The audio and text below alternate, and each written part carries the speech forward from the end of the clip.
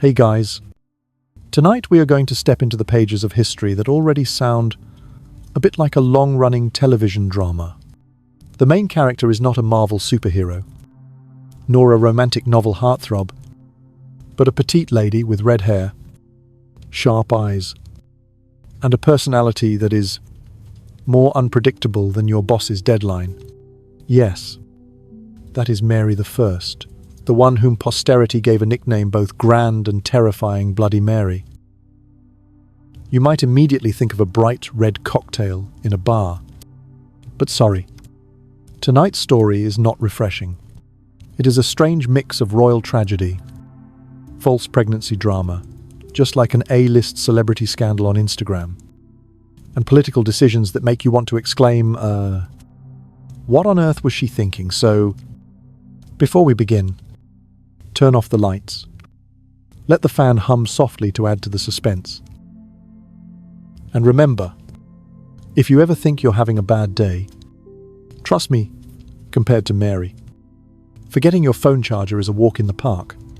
Close your eyes and imagine yourself standing in the Palace of Whitehall, where the light of hundreds of flickering candles shines upon golden embroidered tapestries. Outside, the hoofbeats of the guards echo on the stone-paved road. Inside, whispers murmur softly like an undercurrent. At the center of that scene is Mary Tudor, now officially Mary I, Queen of England, a petite woman with red hair, resolute eyes, and within her a burning desire to restore the Catholic faith to the kingdom. The first official historical act she carried out after ascending the throne was restoring relations with the Pope, which had been severed earlier by her father, Henry VIII. The Act of Uniformity was repealed. Catholic priests returned to the churches, and the people once again heard the traditional Latin masses. It sounded like a kind of software update for England removing the old version of Edward VI, reinstalling the older version of her parents. But as you know, every time there's an update, someone will complain. And indeed, not a few English people feared that Mary would turn the country into a vassal of the Vatican. A little-known fact is that in the early days of her reign, Mary was actually quite popular. People called her Our Mary, Mary of Us. Folk songs even praised her as a mother who would bring a time of prosperity. But just like when you first download a new app, at first it runs smoothly, then later it starts crashing continuously. Mary's image quickly changed. Historians still debate the reasons why Mary shifted so quickly from the image of a kind queen to Bloody Mary. Some say her nature was already strict, only waiting for the chance to be revealed. Others believe that it was personal failures, especially regarding children, that made her harsher. Just like when you're disappointed at failing to lose weight. Sometimes you vent your frustration by forbidding yourself sweets. Mary did the same, except she forbade an entire country. Imagine the moment in 1554, when Mary decided to marry Philip II of Spain. The wedding took place at Winchester Cathedral, filled with the sound of the organ, the fragrance of incense, and guests dressed in gold-embroidered robes. Yet, English public opinion at that time was abuzz, no different than netizens today gossiping about an idol marrying a foreign spouse. The people feared Philip would turn England into a Spanish province. Some nobles even openly opposed it, calling it a dangerous marriage. But Mary believed this was destiny's choice, as if she were rewriting the unfinished love story of her mother, Catherine of Aragon. A little-known detail in her private letters, Mary addressed Philip with affectionate words like "my husband," "my lord." But in return, Philip was rather cold. Once he replied with just a few lines, like when you write a whole page of heartfelt messages, and the other person just replies, "Yeah, I know." If Messenger had existed back then, Philip would have been the type to see at 10 a.m. reply at 10 p.m. Historians still debate, did Mary truly love Philip?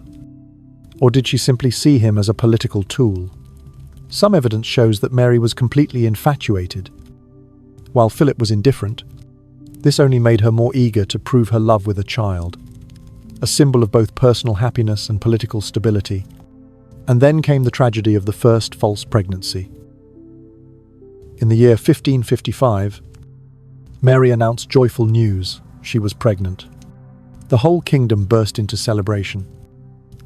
Church bells rang loudly, a golden cradle was prepared, and a list of nurses was selected. But on the expected due date, no child appeared. Her large belly was only a symptom of a bodily disorder. Some theories say it was an ovarian cyst. Others claim she had a hormonal disorder. Some scholars even suspected that Mary suffered from phantom pregnancy, a psychological phenomenon where the body believes it is pregnant. Historians still debate, was it an actual illness or merely an excessive mental obsession? Imagine the whole nation awaited a little prince. And in the end, nothing. If Twitter had existed, surely the hashtag #RoyalBaby would have flooded the feed, only to turn into a laughingstock months later. True royal drama. And then, like a fated cycle, in the year 1557, Mary once again believed she was pregnant. This time, she prepared more carefully, even arranging a room for the newborn. But the result was the same, nothing at all. The English people at that time began to doubt. No one celebrated anymore. Instead came whispers of mockery. A strange little-known detail: during those times, she believed herself pregnant. Mary invited both healers and fortune-tellers to the palace to perform rituals of prayer. Records describe her burning incense, rubbing her belly with strange medicinal powders, and believing it would help call the child into the world. It sounds much like someone today scrolling through TikTok for folk remedies and trying them all, regardless of effectiveness. Meanwhile, Philip grew increasingly distant. He spent more time in Europe than with Mary. That loneliness and disappointment made her harsher with her subjects. And so began the period of burning Protestants at the stake, the very act that etched the name Bloody Mary into history. More than 280 people were sent to the flames. Some were bishops, some were mere commoners. But in Mary's eyes, it was the necessary cleansing for God to bless her. Historians still debate, did she act purely out of religious fanaticism? Or did her personal disappointments make her more ruthless? Some scholars argue that any Catholic monarch of the time would have done the same. But others emphasize Mary was different, in that she used the blood of others to fill her personal void. Close your eyes and picture London shrouded in smoke and fire from the stakes. Yet in her private chamber, Mary sat in silence, her eyes blankly staring down at her belly, wondering why her body had betrayed her. It sounds both chilling and sorrowful, more like a psychological film than politics. As time passed, Mary's health declined rapidly. She suffered from many ailments, menstrual disorders, stomach pains, and finally, kidney failure. Servants recounted that the smell of herbal medicine constantly lingered in the palace, to the point where Whitehall resembled a miniature national hospital. Just imagine the royal palace with an added sign, reading "Take a number," and it would be perfect. Another official event that broke Mary further in the year 1558. England lost the city of Calais, the last piece of land in France still belonging to England. Mary exclaimed that when she died, her heart would bear the word Calais, a sentence enough to show how she tied political pain to personal tragedy. A little-known detail in the final months of her life. Mary still believed she was pregnant once more. She prepared a room for the baby. But again, nothing. The court gossiped. The people mocked. Some even wrote satirical poems comparing her to a queen pregnant with wind. Historians still debate, did Mary truly believe in those phantom pregnancies? Or was she merely trying to maintain her image to keep support? The question remains unanswered. And that very ambiguity makes Mary's image all the more tragic. Finally, On the 17th of November, in the year 1558, Mary died at the age of 42. In loneliness and disappointment, her reign lasted only 5 years. But it was enough to carve the name Bloody Mary deeply into history. The throne was handed to Elizabeth, her half-sister, a Protestant icon. The opposite of everything Mary had ever tried to achieve. You might laugh bitterly. Mary spent her whole life fighting against Elizabeth, only to end up sharing a tomb with her at Westminster Abbey. On the stone is inscribed the Latin words, "Partners in throne and grave. Here we sleep. Sisters." It sounds like a cruel plot twist of history. Try to imagine a winter morning at Greenwich Palace. On the 18th of February in the year 1516, on the icy banks of the Thames, mist spreads thick. The wind blows through every wooden window frame. In a candlelit chamber, a newborn cried out its first breath. That child was Mary Tudor, later to become Mary I of England. Mary's father. You must have heard of him. Henry VIII, one of the most famous kings in English history. Not only for his 6 wives, but also for his mercurial temperament. Sometimes charming, sometimes cruel, and sometimes gluttonous enough to ruin the throne itself. If Henry VIII lived today, he would surely have an Instagram account filled with photos of horse riding, playing tennis, with hashtags like #royal_life, and then a few years later, photos of eating and uncontrolled weight gain. And Mary's mother was Catherine of Aragon, a Spanish princess, daughter of Ferdinand and Isabella, the famed royal couple who sponsored Christopher Columbus's voyage to discover the New World. Catherine was intelligent, dignified, and especially devout. She was the one who planted in Mary a deep Catholic faith, which later became both her guiding star and the chain that bound her life. You can imagine Mary's childhood as a fleeting fairy tale. From birth, she was cherished by her parents and carried high expectations. Henry VIII at that time was still young, handsome, not yet the obese, sickly king of his later years. He was proud to have a healthy child, though deep inside he still longed for a son. Catherine adored Mary, teaching her Latin, Spanish, and French from the time she was just a few years old. An official historical record notes at only 9 years old, Mary could play the harpsichord skillfully and speak 3 languages fluently. Foreign envoys visiting the court were astonished. They wrote letters home saying that the little English princess was both graceful and wise. Compared to today, Mary was certainly the type of ideal child, excellent in studies, talented in music, fluent in multiple languages, making her parents proud to show her off everywhere. A little-known detail: when Mary was young, Henry VIII truly loved his daughter. He once carried Mary to a banquet, showing her off before the nobles. On another occasion, he even let Mary ride a horse with him during a parade. A rare privilege for a princess. Imagine Mary then as Daddy's little darling, treated by Henry as a treasure, at least until his obsession with a male heir grew stronger. Historians still debate, was Henry's affection for Mary truly sincere and lasting, or merely fleeting joy, because he finally had a surviving child. For do not forget, before Mary, Henry and Catherine had lost many infants. To him, Mary was both a source of pride and a constant reminder that he still had no male heir. Catherine of Aragon, Mary's gentle mother, not only taught her letters but also instilled in her faith and patience. She often told Mary about her heroic Spanish ancestors, about Ferdinand and Isabella, those who had united the nation and defended Catholicism against the Moors. Mary grew up in that atmosphere, absorbing the spirit of defending the faith at all costs. And later, you will see, what her mother planted in Mary's heart became the seed of an entire reign filled with blood and tears. Thus, Mary's childhood can be summed up in one image: a little princess who was loved, well-educated, and expected to become the shining jewel of the royal family.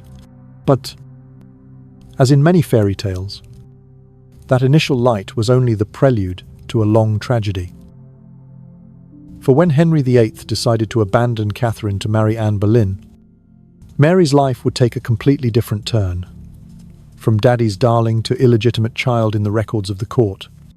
Imagine this, when barely in her teens. Mary, once the apple of her father's eye, was suddenly thrown into a terrible family storm. Henry VIII, the father who once carried her through the streets in parades, now decided to divorce Catherine of Aragon to marry Anne Boleyn, a young, charming, and ambitious woman. And from there, Mary's fairy tale officially turned into a tragedy. The official historical event happened in the 1930s. Henry VIII openly defied the Pope, separating England from the Roman Catholic Church to marry Anne Boleyn. This was a shock not only to Europe but also to Mary herself. For in the eyes of the new law, Mary, the daughter of Catherine, was no longer recognized as a legitimate princess. From Princess Mary, she became Lady Mary, just an ordinary lady, even regarded as illegitimate. Imagine that feeling raised as a royal jewel from birth, and then one day waking up to papers declaring you are no longer the king's legitimate child. If Facebook had existed back then, surely Henry would have changed his relationship status from married to Catherine to in a complicated relationship with Anne Boleyn, while Mary would have lost her Princess Blue checkmark instantly. A little-known fact during this period, Mary was forced to separate from her mother. Catherine of Aragon was sent into exile in a remote area. Forbidden from seeing her daughter, Mary asked many times to visit her mother, but Henry never allowed it. Records show that Catherine, before her death, still wrote that she always prayed for Mary and regarded her daughter as her greatest pride. That painful separation haunted Mary for life. Historians still debate, was it this teenage shock that transformed Mary from a sensitive girl into a hardened, even severe woman? Some scholars argue this was the main reason that shaped the darkness in Mary's character: bitterness toward her father, longing for her mother, and hatred for Anne Boleyn and the supporters of the Protestant Reformation. Picture a 17-year-old girl, forced to sign a document admitting she was illegitimate and denying her mother. Mary firmly refused to sign. This act was like a student daring to stand up in class and argue with the teacher, even knowing they'd lose conduct points. That stubbornness earned her admiration, but also placed her in danger. Coldness from her father, surveillance from the court, and her health declining under the pressure. A little-known detail, it was during this tense period that Mary began to suffer from strange illnesses, stomach pains, irregular menstruation, depression. Many physicians of the time wrote that her health was fragile as glass.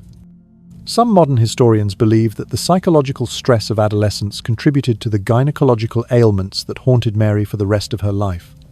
And then, ironically, Anne Boleyn, Mary's archenemy, did not live peacefully either. After a few years as queen, Anne was executed by Henry on charges of adultery. People called it Tudor justice one day, a queen. The next day, a condemned prisoner. But even though Anne disappeared, the wound in Mary's heart did not heal. She had already experienced the feeling of losing her status, being torn from her mother, and being pushed to the margins of the throne. You see, Mary's teenage years were nothing less than a dark play, beginning with splendid court banquets, suddenly turning to a tearful farewell with her mother, followed by years of living under the shame of being called illegitimate, a child born out of wedlock. If life were a film, this would be the plot twist that makes the audience gasp. Oh, what a cruel script. Let your mind drift back to the year 1547. When Henry VIII died, the Tudor dynasty now fell into the hands of his young son, Edward VI. only 9 years old.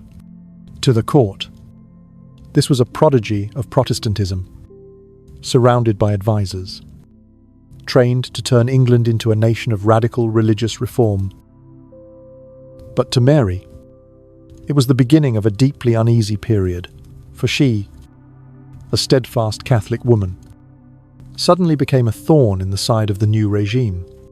An official historical event, Edward VI, immediately upon ascending the throne, issued a series of religious reforms, changing church rituals, shifting all prayers into English, and banning the celebration of Catholic Mass. This meant that Mary, known for her devotion, was almost forced to abandon the faith that had nourished her since childhood. But she did not. She continued to secretly hold Mass in the old way in her castle, prompting the court to keep close watch. A little-known detail to maintain Catholic rites: Mary secretly invited loyal priests to conduct services in her private chamber. At times, when the court sent soldiers to inspect, she boldly declared, "I follow God's law, not man's law." The way she answered so bluntly made many officials both angry and respectful. If social media had existed back then, Mary would surely have been the type to live stream her protests, even when her channel was banned. Historians still debate, did Mary do this purely out of faith, or also out of a desire to prove herself the legitimate heir, more worthy than anyone else? Some believe it was a shrewd political move, using religion to rally supporters. Others think it was simply the stubborn instinct of a woman who had long been suppressed by her father and stepmothers. Imagine, while Edward was hailed as the modern young king, Mary lived like a shadow, constantly watched, suspected, and at risk of being removed from the line of succession at any moment. But then, fate created a turning point. Edward VI fell gravely ill, and in the year 1553, he died at just 15 years old. This was the decisive moment. Before his death, Edward, under the influence of the reformist faction, attempted to place Lady Jane Grey, a young girl of the Suffolk line, on the throne to block Mary. Lady Jane Grey became known as the 9 Days Queen.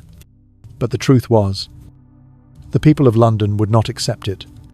They still remembered Mary, the legitimate daughter of Henry VIII and Catherine of Aragon.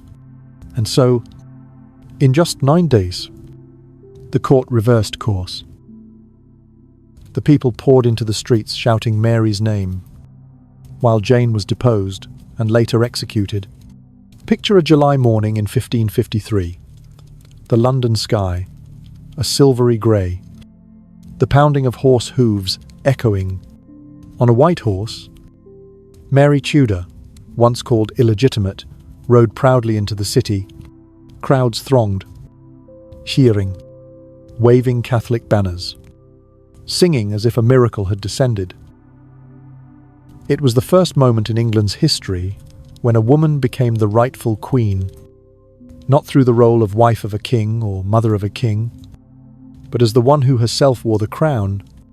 A little-known detail: when Mary entered the city, the people brought crosses and candles into the streets to welcome her, turning the scene into more of a grand religious procession than a coronation.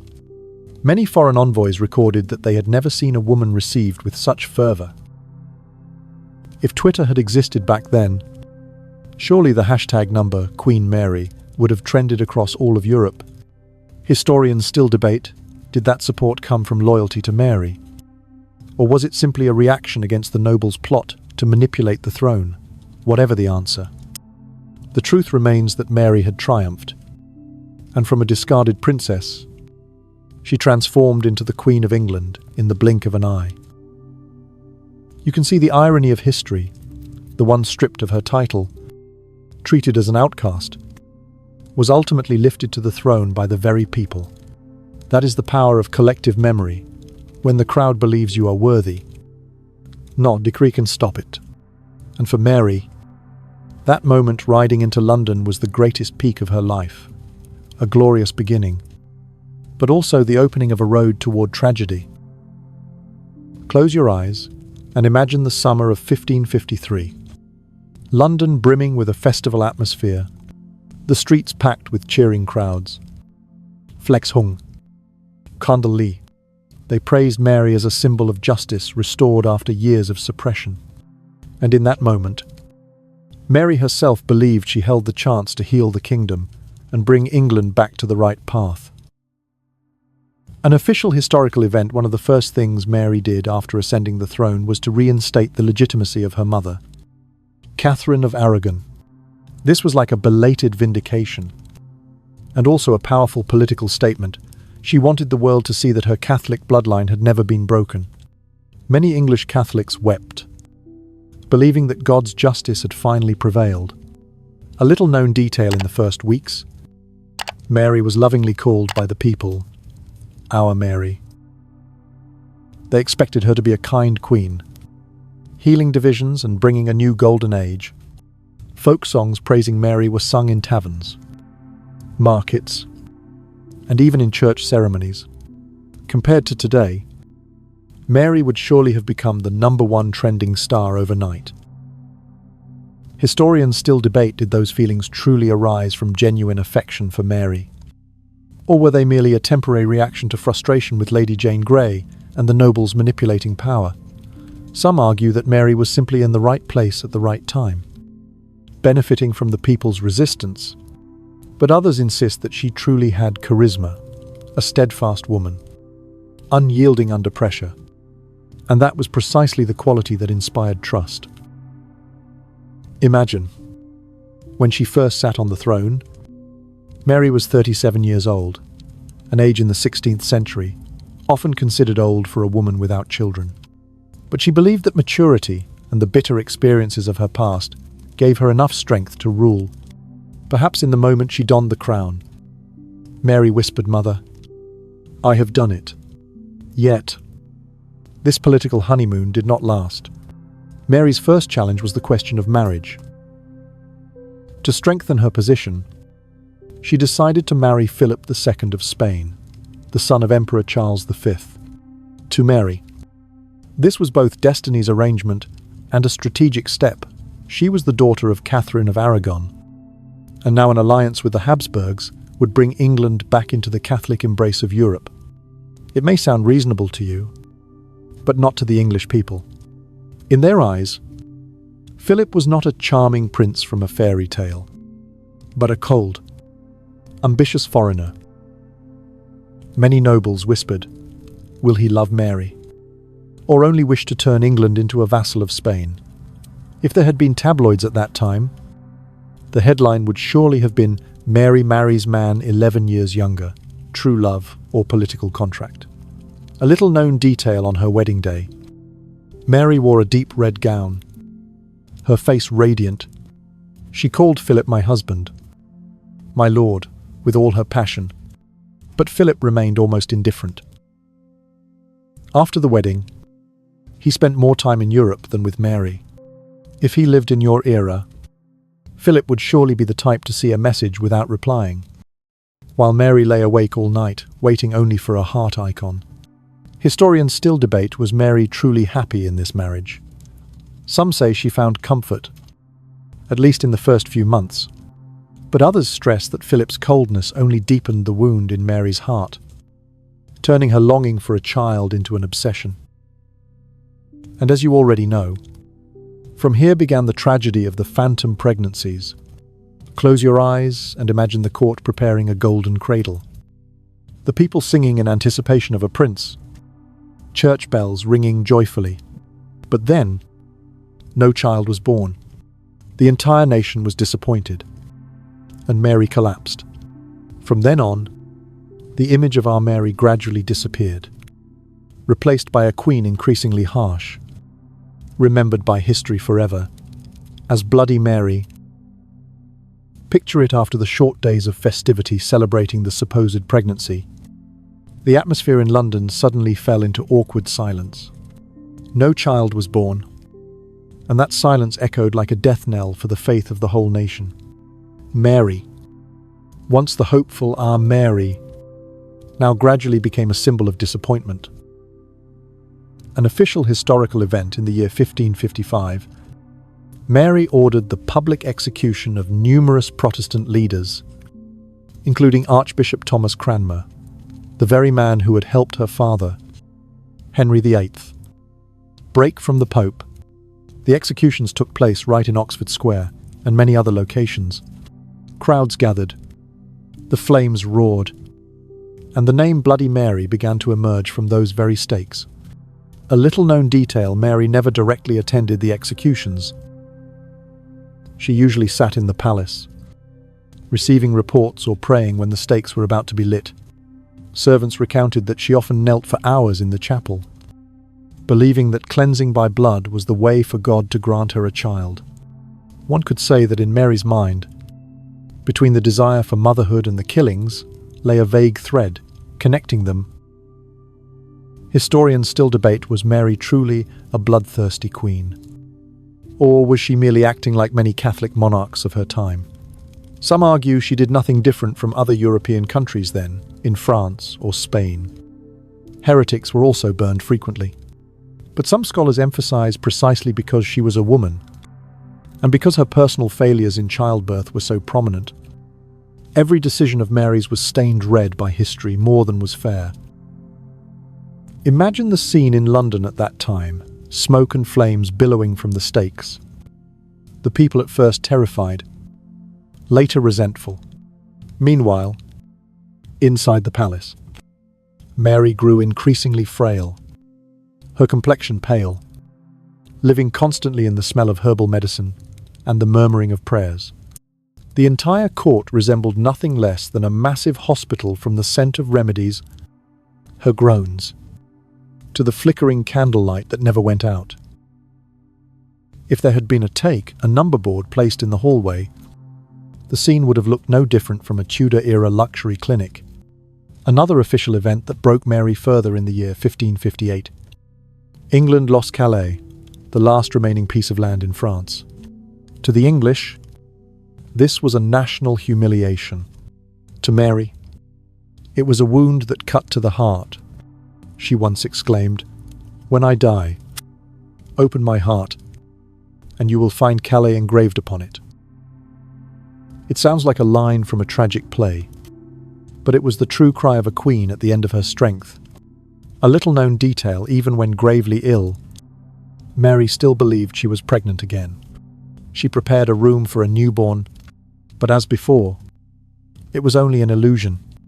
The court whispered, the people mocked, and some even wrote satirical poems. The scene was both sorrowful and bitter, a queen of an entire kingdom reduced to being treated as a joke. Historians still debate, did Mary truly believe she was pregnant? Or did she deliberately maintain that illusion to keep public support and block Elizabeth, her Protestant half-sister, from becoming the successor? To this day, there is no definitive answer, but that very ambiguity only makes Mary's image more tragic. Imagine her final days at St. Paul's, James's palace, dark corridors, flickering candles, priests chanting without end. Mary lay on her bed, her limbs swollen, unable to walk without help. From the girl who once rode proudly into London, she had become a woman gasping for breath. After only a few steps, the only sound echoing in the palace was the tolling of funeral bells, heralding not only the death of one woman, but also the end of a brief dynasty. And then, on the 17th of November, in the year 1558, Mary I died at the age of 42. She left no heir, no fulfilled love, only a dark legacy, bearing the name Bloody Mary. The throne was passed to Elizabeth, her Protestant half-sister, who would later become the legendary Virgin Queen. Do you see the irony? Mary spent her life opposing Elizabeth, only to yield all the glory to her, and even more bitter. In death, Mary was buried in Westminster Abbey, in the same tomb as Elizabeth. On the stone was carved the Latin inscription, "Partners in throne and grave. Here we sleep. Sisters, two sisters." two opposing worlds, yet finally lying together beneath a single cold slab of stone. Picture a quiet afternoon in Westminster Abbey. Dim light filters through stained glass, casting colours on the cold stone floor, the echo of visitors' footsteps sounding as if from centuries past. There, beneath a modest stone slab, Mary I, Bloody Mary, rests. But she does not lie alone. In the same tomb, Elizabeth I, her half-sister and rival in life, was laid after her death in the year 1603. An official historical event in the year 1607. Elizabeth's coffin was brought into Westminster Abbey and placed directly above Mary's coffin. In other words, physically, Mary lies beneath, and Elizabeth lies above. For many, this became an unconscious symbol, Elizabeth overshadowing and eclipsing Mary, both in life and in death. Even on the stone, the Latin inscription praises both, but the effigy carved above depicts only Elizabeth. Mary almost became a shadow. A little-known detail on the tombstone: there are no separate inscriptions of Mary's birth and death years, only a shared line praising both queens. This surprises many visitors, even leaving a touch of bitterness. Could it be that a Queen of England was not worthy of her own tombstone? Some art historians suggest this was a political intention. The Stuart dynasty wished to glorify Elizabeth as a legend, while Mary was merely placed alongside. Historians still debate, was this shared burial an act of reconciliation, a way of saying that the two Tudor sisters finally rest together, closing the chapter of religious conflict? Or was it simply a practical decision of the Abbey, since space was scarce? Whatever the answer, the image of two coffins stacked upon one another evokes a feeling both tragic and ironic. Imagine a person who lived her entire life in the shadow of obsessions and failures, only to be placed beneath her greatest rival in death. If Mary could speak, she might grumble, "At least give me a little statue so no one forgets me." But history, by nature, never cares about fairness. An interesting little-known fact: in the 17th century, many Catholic devotees still secretly came to Westminster Abbey to pray at Mary's tomb. They regarded her as a martyr queen, one who sacrificed herself for the faith. They often laid red roses on her tombstone, the colour of loyalty. Meanwhile, Protestant worshippers came to honour Elizabeth, calling Mary the darkness before the dawn. One tomb, yet two opposing meanings, like a forum where each side left its comment from their own perspective. Modern historians have begun to look at Mary with different eyes. They argue that it is unfair to remember her only as Bloody Mary.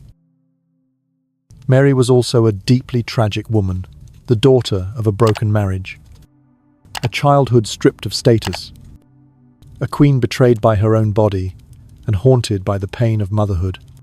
If we place Mary in the context of the 16th century, when the pressure to produce a male heir was as heavy as the pressure to launch the next iPhone today, then we see she was both culprit and victim. You might laugh bitterly at this detail, the cocktail Bloody Mary today, though its origin of the name is still debated, always reminds people of this queen. Instead of remembering her religious policies or her tragic life, the many think of a glass of tomato juice mixed with vodka. History is sometimes cruel in that way, condensing an entire life into a catchy label. Imagine yourself standing in the abbey, hearing the organ echoing above. Beneath your feet lie two coffins, one of Elizabeth, one of Mary. One is celebrated as the Virgin Queen, the shining emblem of the Golden Age. The other remembered as Bloody Mary, to a failed queen. But in truth, both were two sides of the same Tudor coin, light and shadow, glory and tragedy. And one cannot tell the story of Elizabeth without Mary. When you step out of the abbey, the cold wind sweeping through the stone walls, you will realize the tomb of Mary I is not only a resting place, but also a mirror, reflecting how history treats women in power. Success is praised, but personal pain is easily forgotten. Mary was overshadowed by Elizabeth, yet her presence still lingers there. Like a whisper, I too was once a queen. I too once fought. I too once loved and failed. Let your mind drift with the long tolling of bells in Westminster Abbey. Those bells did not only bid farewell to Mary I, but nearly half a century later rang one last time when Elizabeth I, the brightest symbol of the Tudor line, closed her eyes. That was the year 1603. With the death of Elizabeth, the entire Tudor dynasty, begun with Henry VII after the Battle of Bosworth in 1485, had officially ended. An official historical event, Elizabeth I died without children, without a direct heir. This was an unprecedentedly dangerous situation, for the throne, always secured by marriage and lineage, was suddenly empty. And as you know, an empty chair in politics is always the spark for dramatic seat-grabbing, no less intense than today's game shows. A little-known detail in her later years: Elizabeth may have secretly prepared a succession plan. It is said she once called James VI of Scotland my natural successor, but that was only rumour, with no official document. Historians still debate, was this true, or simply propaganda later spread by the Stuart faction to legitimise James's accession. Picture: London in 1603, the people mourning good Queen Bess, who had brought the Elizabethan Golden Age, while at the same time worrying over who would take the throne. And then the news spread: James VI of Scotland, grandson of Margaret Tudor, sister of Henry VIII, would ascend, becoming James I of England. It was a turning point in history from then on. The crowns of England and Scotland would rest upon the same head, an important official event on the 24th of March, 1603. James was proclaimed King of England. He left Scotland and rode into London. And in just one night, the two kingdoms, once mortal rivals, now shared a single monarch. This was called the Union of the Crowns. It sounded grand, but in reality, at the time, the English still saw the Scots as provincials, while the Scots thought the English arrogant. Compared to today, it was like two rival companies merging. On paper they cooperate, but employees on both sides still glare at each other across the meeting room. A little-known detail: James I, apart from politics, was extremely passionate about writing. He was the author of Daemonology, a handbook on how to identify and punish witches. Yes, a king burdened with countless affairs of state, yet still eager to write a witch-hunting manual. Some joked if James lived today, he would surely be a regular guest on those spiritual world shows on television. Historians still debate, was James truly a Rex Pacificus, king of peace, as he often claimed, or merely a man obsessed with power, skillfully painting his own image. On the one hand, he signed a treaty with Spain, ending costly wars. On the other, he sowed the seeds of conflict with Parliament through his belief in the divine right of kings. These were the very seeds of discord that would erupt violently in the next generation. Imagine the scene when James I first set foot in London. The people looked at the new king with eyes both curious and doubtful. He had none of Elizabeth's mythical aura, nor the charm of the rumours. Some even mocked, from a queen like a fairy. Now we have a king like the neighbour who loves to drink. But, though his image was clumsy, James carried with him a legacy that would influence centuries to come: the King James Bible 1611, a masterpiece of language, laying the foundation for modern English prose. And so, from the shared tomb of Mary and Elizabeth in Westminster, history opened a new chapter. Tudor closed. Stuart began. You see, history never ends neatly. It always connects. overlapping like two coffins beneath a single stone slab. Close your eyes and imagine an autumn night in the year 1605. The London sky shrouded in cold mist, the wind howling through damp alleys, while beneath the Parliament building, in a dark cellar, barrels of gunpowder waited to be ignited. A group of men whispered their plans, candlelight flickering shadows on the stone walls. This was not a thriller movie scene, but the gunpowder plot, one of the most famous conspiracies in English history. An official historical event, a group of radical Catholics, led by Robert Catesby, planned to blow up the Parliament building on opening day. When King James I and the entire Protestant nobility were present, and the most famous figure among them was Guy Fawkes, a soldier who had once fought in Europe. Now, the explosives expert of this plot. A little-known detail, in fact. Guy Fawkes was not the ringleader. He was only responsible for guarding the gunpowder. But then, thanks to being caught red-handed right in the cellar, he became the symbol. Compared to today, Guy Fawkes was like the IT guy caught while hacking Wi-Fi. But the press turned him into a super hacker kingpin. That is why, even today, people still remember the Guy Fawkes mask, inspired by his portrait, as a symbol of resistance in many global movements. Historians still debate, was the gunpowder plot truly a plan organized by the Catholic group, or was it staged by the authorities? Some theories suggest royal agents let it play out so the plot could develop, then caught it in the act, as an excuse to crack down harder on Catholics, like a political chess game, where both the conspiracy and the arrest were calculated moves. Picture the morning of the 5th of November in the year 1605. When the news broke, Guy Fawkes was caught right under the cellar. Beside dozens of barrels of gunpowder, all of London erupted. The people both sighed in relief that the king had escaped death, and shuddered at the thought with just one small spark. The fate of the entire country could have changed. If tabloids had existed then, the headline would surely have been horror. Parliament nearly turned into a giant fireworks show. From then on, every year, on the 5th of November, the English held festivals with fireworks, burned effigies of Guy Fawkes, and shouted, "Remember, remember, the 5th of November." You can see, a failed conspiracy became a cultural tradition lasting for hundreds of years. A bit like how a major scandal turns into an immortal meme that netizens never forget. An interesting little-known detail during interrogation, Guy Fawkes at first remained silent, calling himself John Johnson, a name both common and amusing.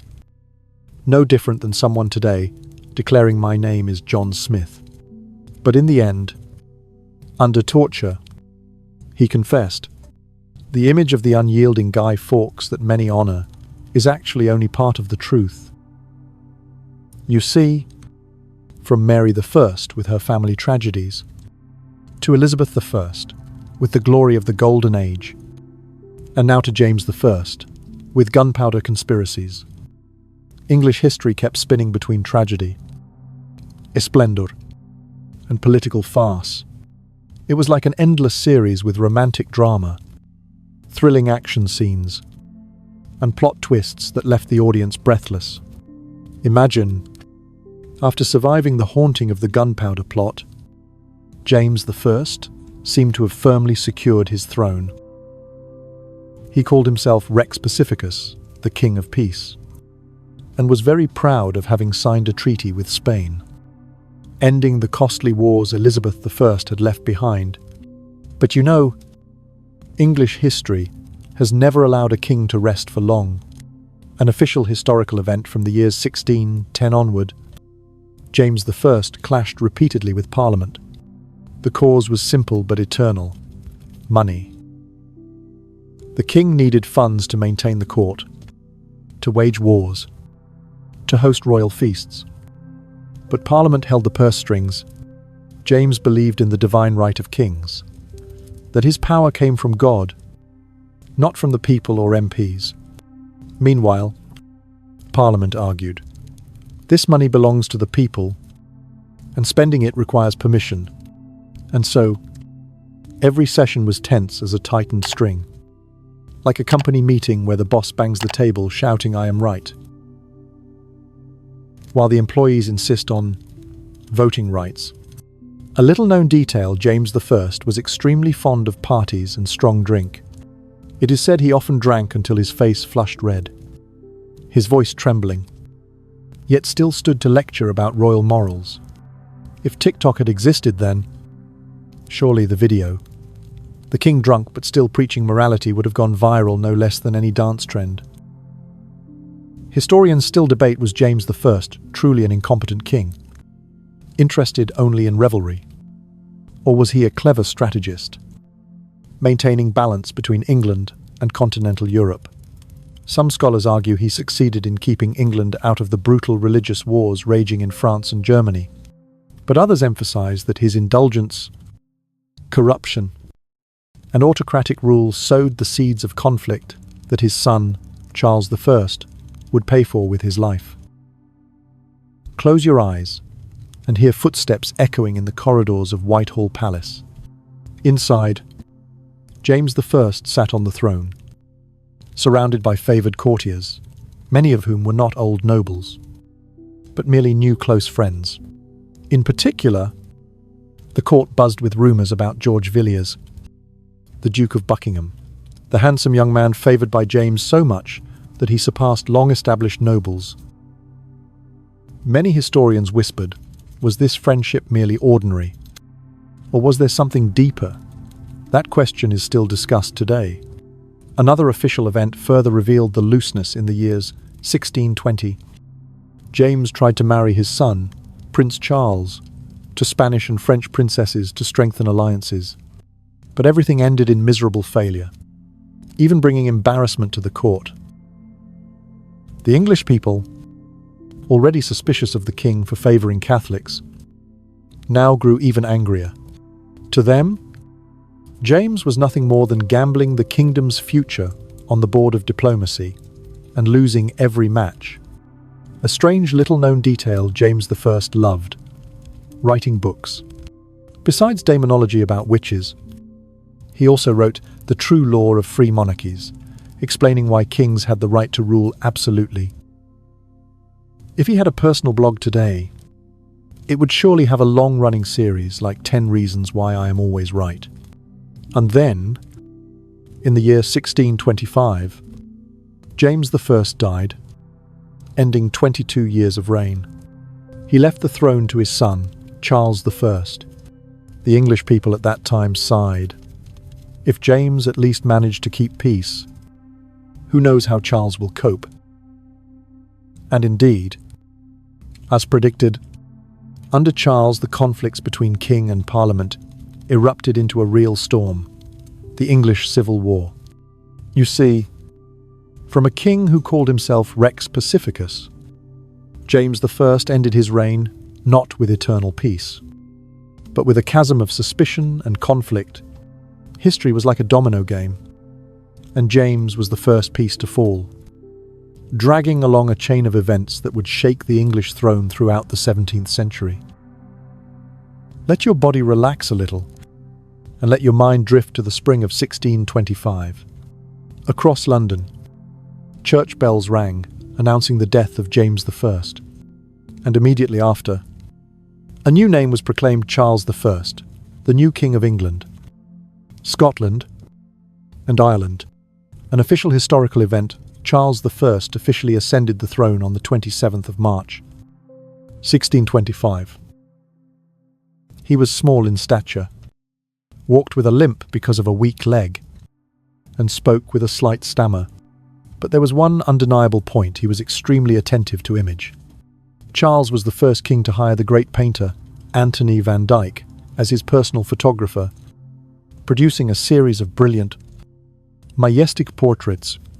If Instagram had existed back then, Charles's account would have been filled with glamorous poses with captions like, "The King never blinks." A little-known detail, although modest in appearance, Charles was very proud of his fashion sense. He loved silk cloaks, French-style high heels, and a neatly trimmed small beard. Many historians even called him the stylist king. In the eyes of his subjects, Charles looked more like a refined gentleman than a warrior. The problem was, in a politically tense country, fashion sense didn't help much. Historians still debate, did Charles's pride and perfectionism stem from insecurity about his appearance, or simply from the influence of the French culture he admired. Some scholars believe that always feeling small made him compensate with a flawless image, but others argue Charles absolutely believed in the power of the throne, and so his self-crafted splendid image was meant to reinforce that belief. And then, Charles's marriage decision stirred the people even more. In the year 1625, he married Henrietta Maria, a French princess, a Catholic. You can imagine the reaction of the English people, mostly Protestant confusion and anger. They feared the king would drag England back into the Pope's embrace. It was like a company long used to running on Windows, when suddenly the new CEO declared, "From now on, everyone must switch to macOS." The employees could only scream in despair. A strange little-known detail: when Henrietta Maria first came to England, she could hardly speak English, and she brought with her an entire entourage of French priests. At court, she set up her own Catholic chapel, further irritating the Protestant nobility. Yet, despite it all, Charles truly loved her. They had a rare, enduring marriage in royal history. Though the people gossiped endlessly, the next official historical event, tensions between Charles and Parliament, quickly flared. Parliament wanted to limit the king's power, while Charles believed in the divine right, meaning the king ruled by God's will, needing no one's permission. Just a few years after taking the throne, Charles had already dissolved Parliament multiple times and ruled alone. The period from 1629 to 1640 became known as the personal rule, when he governed without Parliament. Picture that scene: a king sitting and signing decrees one after another, with no discussion, no votes, like a CEO firing the entire board and declaring, "This company is now run by me alone." It sounds cool, but the consequences were his alone to bear. A little-known detail: to raise money without Parliament, Charles devised many outrageous taxes. The most infamous was ship money, originally levied only on coastal towns to maintain the fleet. But he forced even inland people to pay. Rural folk were furious, since they had never seen the sea, never boarded a ship, yet were still taxed for ship money. If Facebook had existed then, surely the group, "We don't have ships but still pay ship," money would have had hundreds of thousands of members. Historians still debate, was Charles truly a despotic tyrant, or simply a man who believed too much in the theory of the king rules for God? Some argue he merely followed the common European model of the time, like Louis XIII in France. But others emphasize that in the English context, where Parliament had long had a voice, Charles's autocratic rule was like pouring oil on fire. You see, everything was gradually piling up: religious tension, from his marriage to a Catholic princess, the people's resentment over absurd taxes, and Parliament's fury at being sidelined. All of it gathered like dark clouds on the horizon, heralding a great storm. And that storm was the English Civil War. Picture a summer morning in the year 1642. The atmosphere in London heavy, the sound of war drums echoing from afar. For the first time in English history, the King and Parliament were no longer only arguing in chambers, but had dragged the entire country into real war. Yes, that was the beginning of the English Civil War, a conflict that would shake the kingdom for nearly a decade. An official historical event in August 1642, Charles I raised the royal standard at Nottingham. officially declaring the gathering of an army against Parliament. From here, two factions became clear: the king's supporters, called Cavaliers, and Parliament's supporters, called Roundheads. The Cavaliers, true to their name, were often nobles and gallant horsemen, dressed elaborately, with wide-brimmed feathered hats and deep red cloaks, looking like romantic figures out of a novel. Meanwhile, the Roundheads, their name coming from their neatly cropped hair, were mostly middle class, farmers and merchants, dressed simply, with an air of discipline rather than display. If compared to today, you could imagine one side as the glamorous fashionista team and the other as the startup team in plain shirts, but working with extreme efficiency. A little-known detail: the Roundhead army was reorganized into the new model army, a highly disciplined force, paid regularly, and promoted based on merit rather than social status. Leading this army was Oliver Cromwell, a middling noble but full of ambition, who would later completely change England's fate. Cromwell was known for his strictness, his habit of praying before battle, and especially his hatred of drinking. If Charles I was the image of a refined aristocratic king, Cromwell was like a fitness coach turned preacher, always making his soldiers both train and pray. Historians still debate, was the English Civil War merely a power struggle between king and parliament, or in fact Europe's first social revolution?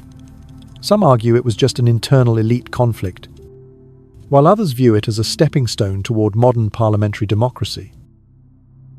Whatever the answer, the consequences were clear. Blood spilled across many battlefields, from Edge Hill in 1642 to Naseby in 1645, and gradually, the balance tilted toward the Roundheads. Close your eyes and imagine the Battle of Naseby in 1645, vast meadows, the thunder of hooves, gun smoke thick in the air. The Cavaliers, though gallant, lacked discipline, while Cromwell's troops advanced like a solid block of steel. When the battle ended, the king's forces were shattered, and Charles I was forced to flee. If this were a film, audiences would call this moment the plot twist reversal, a strange little-known detail during his flight. Charles I once disguised himself to slip past enemy lines. He wore plain clothes, but his bearing was far too regal, so the guards recognized him immediately. It was like trying to pass as a commoner at the market, but accidentally wearing shiny Gucci shoes. How could you hide that? By the year 1647, Charles was captured and imprisoned. There was hope for negotiation, but the king refused to yield. He still believed in the divine right, still thought that even without an army, he was God's chosen one.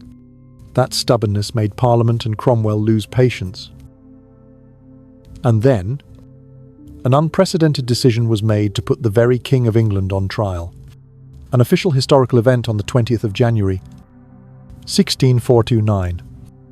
A special High Court of Justice was established to try Charles I. The trial was held publicly, concluding that the king had betrayed the people, placing his personal interests above the nation. This was the first time in European history that a king was tried by his own people.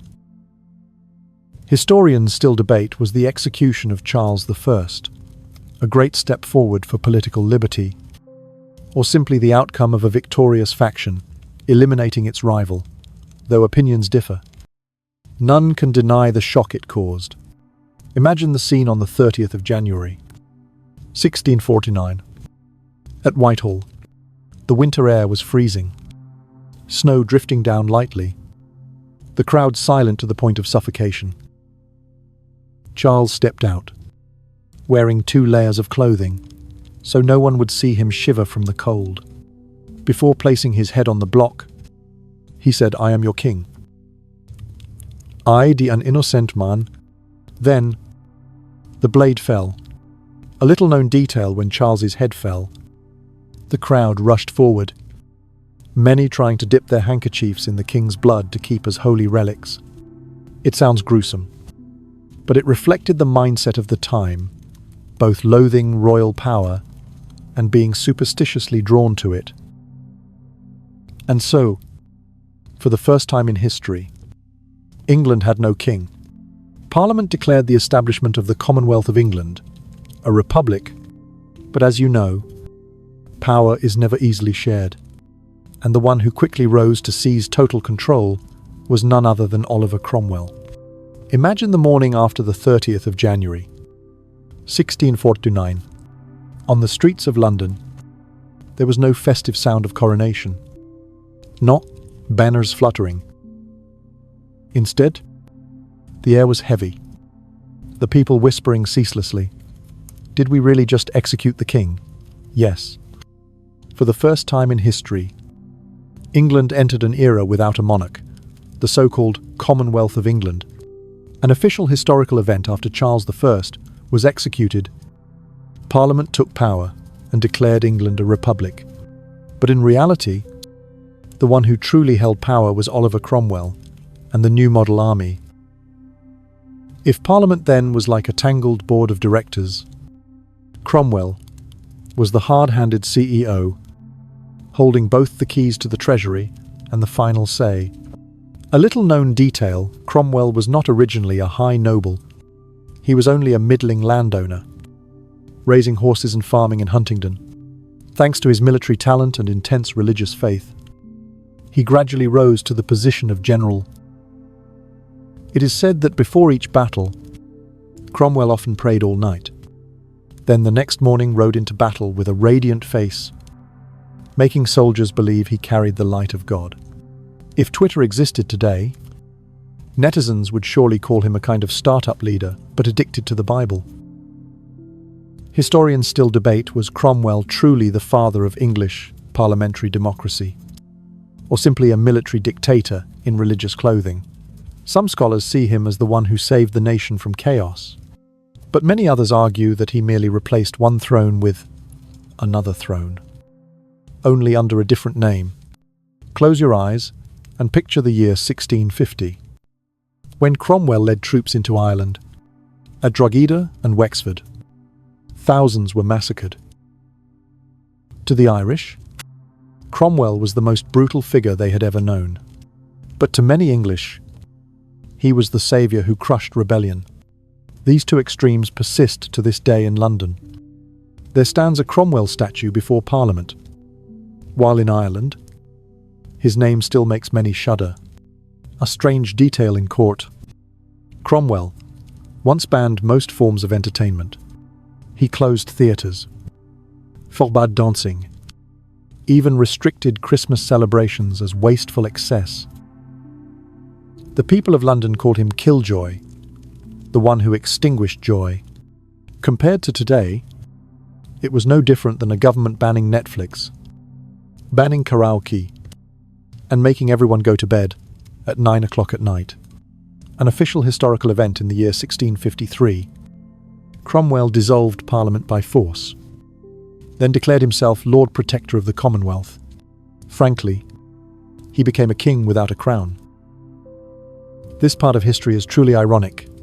The English killed one king only to create another, except this one wore Puritan armour and hosted fewer feasts. A little-known detail, Cromwell was buried in 1658, with a funeral as grand as that of a king. His coffin draped in velvet and paraded through the streets. But only 2 years later, when the Commonwealth collapsed and monarchy was restored, his body was exhumed, hung on public display, and then beheaded. His skull was mounted on a pike for many years as a warning. It sounds gruesome, but English history sometimes resembled a horror film. Historians still debate if Cromwell had lived longer. Would the Republic have endured, or would it still have collapsed?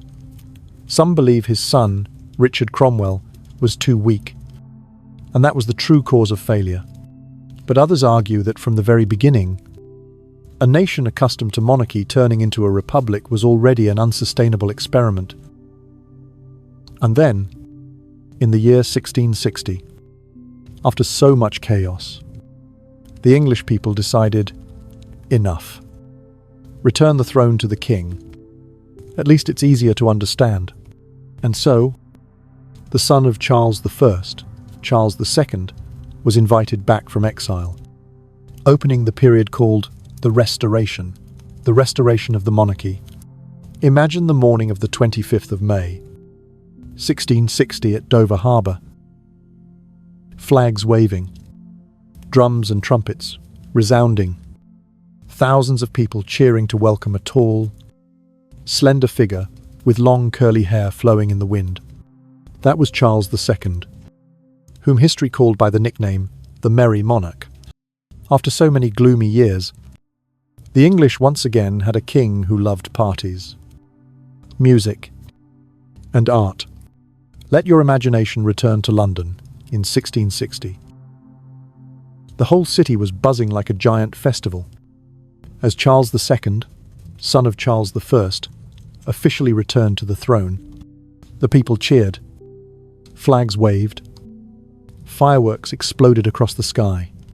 After 2 decades of civil war, the Republic, and Cromwell's stern rule, the people now only wished for a king who could smile, to host party, and bring them a little joy. And Charles II did not disappoint them. An official historical event in May 1660, Charles II officially ascended the throne, beginning the period called the Restoration of the monarchy. He quickly restored royal ceremonies, reopened theatres, encouraged art, music, and culture. People called him the Merry Monarch. A little-known detail: Charles II had a rather peculiar habit. He kept a whole pack of little dogs, often letting them run wild in the palace, even in the council chamber. It is said that many times while discussing state affairs, a dog would run in barking loudly, and the king would burst out laughing. If it were today, surely he would be a familiar face in TikTok clips titled "King and His Puppies." Historians still debate, did Charles II's elegance and love of merriment make his reign more frivolous? Or was that very cheerfulness the necessary medicine after Cromwell's heavy years? Some scholars say he only indulged, letting courtiers sights of power. But others argue that, in a society fresh from civil war, a king who could smile and soothe the people was more important than a cold strategist. Close your eyes and picture. London in the 1660s became the centre of art. Theatres reopened. Actresses appeared on stage for the first time, instead of men playing women. Bold, humorous plays emerged, reflecting the open spirit. If Elizabeth I had turned England into a naval empire, Charles II turned it into a grand stage for art and entertainment. But, my friend, history never allowed a reign filled only with laughter. Right in Charles II's time, 2 horrifying events occurred, enough to turn London into a living hell. An official historical event in the year 1665. The Great Plague struck. The Black Death, the terror that once devastated Europe in the 14th century, returned. In London alone, over 100,000 people died, about 1/4 of the city's population. Streets once bustling were now silent, doors shut tight, and on the houses of the sick, a red cross was painted with the words, "Lord, have mercy upon us." A little-known detail to stop the spread: the authorities ordered nearly all cats and dogs in London to be killed, believing they carried the plague. But ironically, this made the real culprits, rats, multiply faster. The result was an even more devastating outbreak. This was truly proof of the saying, the solution is sometimes worse than the problem. Historians still debate, was the government at that time truly helpless, or simply mistaken due to lack of medical knowledge? Some argue they did all they could within their limits, while others say that had they not killed the cats and dogs, the plague might have been less severe. Imagine just as the plague subsided and people barely had time to breathe. The second disaster struck, an official historical event in the year 1666. The Great Fire of London broke out. One night in September, at Pudding Lane, flames erupted from a small bakery. Strong east winds spread the fire quickly, destroying more than 13,000 houses, nearly the entire centre of London. The sky glowed red for 4 days, ash covering the Thames. It is said that some panicked people even threw their valuables into the river, hoping to save them. A little-known detail during the fire: Charles II himself went into the streets to command firefighting forces, even carrying buckets of water alongside soldiers. That image moved many, a pleasure-loving king who did not flee in disaster. Historians still debate was the cause of the fire merely an accident from the bakery oven, or was it sabotage? At the time, the people blamed the French and the Dutch, England's greatest enemies. There was even a case of a Frenchman confessing, likely out of fear that he had set the fire, and he was wrongfully executed. Today, most historians agree it was simply an accident, compounded by flammable wooden architecture. But the question remains disputed. You see, in just a few years, London went from festival city to city of ashes. But after those tragedies, a new London was built, wider and more orderly. And it was Charles II, with his cheerfulness and optimism, who gave the people the faith to rise again from the ruins. Let your mind drift to an evening in Whitehall Palace after the fire. While the people rebuilt their homes, in the royal chambers, Charles II's parties still raged on. He was not a king who sat sighing over tragedy, but one who chose to celebrate life more than anyone else. And from there, Charles II's reign entered history not only because of great events, but also for his remarkably indulgent private life. An official historical event: Charles II married Catherine of Braganza, a Portuguese princess. This marriage brought England great commercial benefits.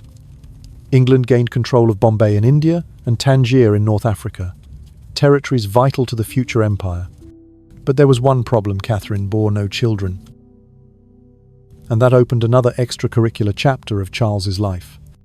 A little-known detail: Charles II was famous for having at least 12 illegitimate children with various mistresses.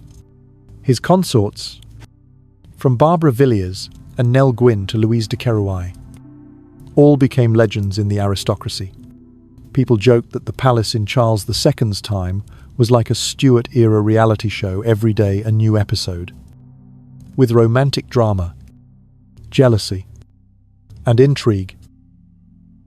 If Netflix had existed then, surely the show The Real Mistresses of Whitehall would have topped the trending list. Historians still debate, was Charles II truly a king neglecting affairs of state for pleasure? Or did he deliberately use his charm and merriment to ease social tensions after the Civil War? Some scholars say those scandals reflected only a romantic private life. But others stress that his lack of a legitimate heir made the Stuart dynasty fragile, paving the way for a succession crisis later. Close your eyes and imagine an evening at court: Charles, sitting in the centre of the room, surrounded by courtiers, actors, musicians, and famous mistresses. The rich scent of wine, the sound of the lute echoing, bursts of laughter. Compared to the gloom under Cromwell, banning plays, banning parties, banning Christmas, this scene was as if all of England was making up for the years of spiritual fasting. A strange little-known detail: Charles II loved science and often visited the newly founded Royal Society. He once joked to scholars, "I'm not sure I understand this experiment, but if it is fun, keep going." Thanks to his patronage, Isaac Newton and Robert Hooke had the environment to flourish. How fascinating that such an indulgent king was the very one who paved the way for some of the most serious inventions in history. An official historical event in the year 1670, Charles II signed the secret Treaty of Dover with Louis XIV of France.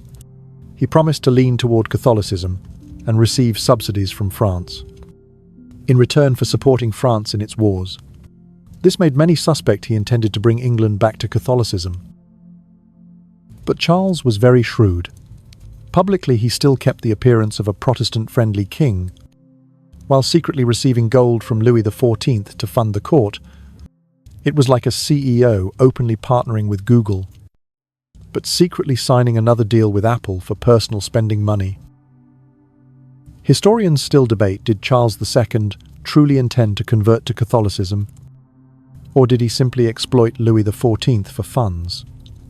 Some private letters show he had sympathy for Catholicism, but many scholars argue Charles was simply pragmatic to the bone. As long as there was money for parties and for keeping the crown, he would ally with anyone.